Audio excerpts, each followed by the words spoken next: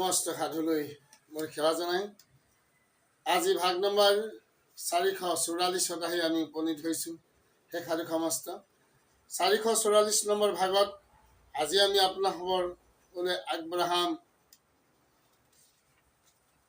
মহিমাযুক্ত উপদেশৰ 468 number ঘোষা। এই 468 number ঘোষাত কি কৈছে মহাপুৰুষ শ্ৰী শ্ৰী মাধৱদেৱ গুৰুজনাই, আহক তাক আমি আলোচনা কৰো। ৰামকৃষ্ণ নাম যিটো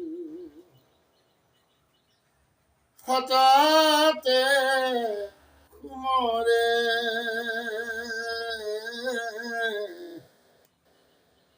হৰিৰ পৰম প্ৰিয় ভৈল সিটো নৰে, ৰাম হৰিৰ পৰম প্ৰিয় ভৈল সিটো নৰে। মহাপুৰুষ শ্ৰী মাধৱদেৱ গুৰুজনাই এই 468 নম্বৰ ঘোষাৰ মহিমাযুক্ত উপদেশৰ দ্বাৰাই বিশ্ববাসী ইয়াকে ক'বলৈ ধৰিছে যে হে নৰলোক, যিজনে ৰাম কৃষ্ণ নাম সততে স্মৰণ কৰে তেওঁ হৰি পৰম প্ৰিয় পাত্ৰ হয়। ৰামকৃষ্ণ নাম যিটো সততে সুমৰে, যিজন মনুষ্যই ঈশ্বৰ কৃষ্ণৰ চৰণত একনিষ্ঠভাৱে শৰণাপন্ন হৈ তেওঁকেই সমস্ত অৰ্পণ কৰি সৰ্বক্ষণ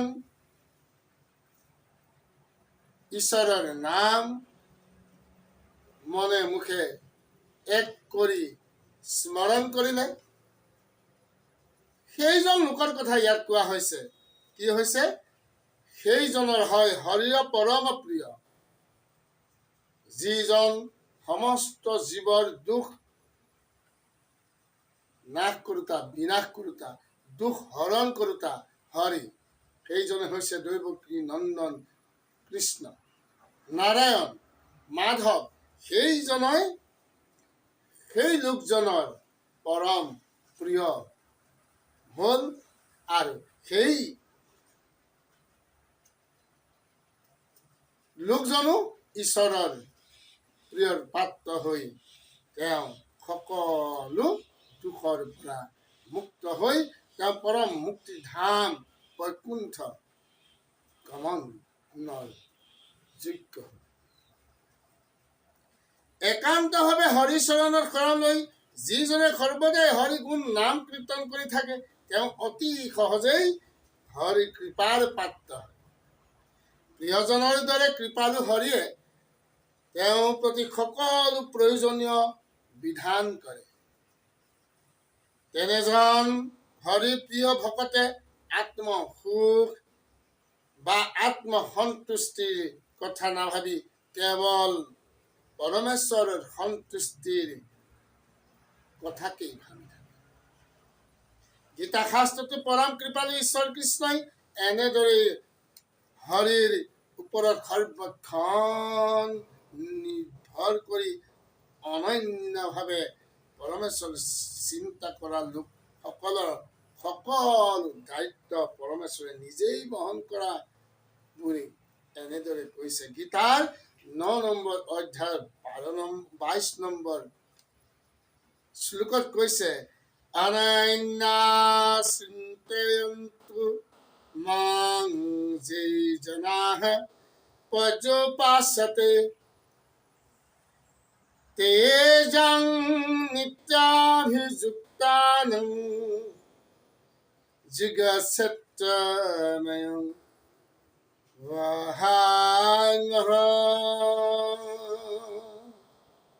অৰ্থাৎ অৰ্জুনক শ্ৰীকৃষ্ণই কৈছে, হে অৰ্জুন, যিসকল একনিষ্ঠভাৱে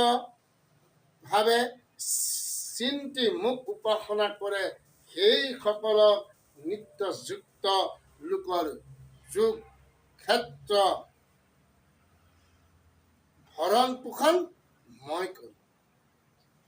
ইয়াৰ দ্বাৰাই জগতক লোকক কৈছে যে তুমি সমস্ত ত্যাগ কৰি কেৱল ঈশ্বৰ কৃষ্ণৰ চৰণত শৰণাপন্ন হৈ হে মনুষ্য এই কলিৰ যুগত কলিৰ পাপৰ পৰা পৰিত্ৰাণ পাবৰ কাৰণে এটাই কেৱল উপায়, সেয়াই হৈছে ঈশ্বৰ কৃষ্ণৰ চৰণত শৰণাপন্ন হৈ ঈশ্বৰৰ নাম গুণ যশ কীৰ্তন আৰু শ্ৰৱণ সাধু সংঘত গৈ সেই ঈশ্বৰ কৃষ্ণৰ গুণ তুমি শ্ৰৱণ কীৰ্তন কৰি তুমি দৈৱকী নন্দন কৃষ্ণৰ দেৱ চৰণৰ শৰণাপন্ন হৈ এই মহাকলি ঘোৰ পাপৰ পৰা তুমি ভৱবৈতৰণী পাৰ কৰা চিন্তা কৰা।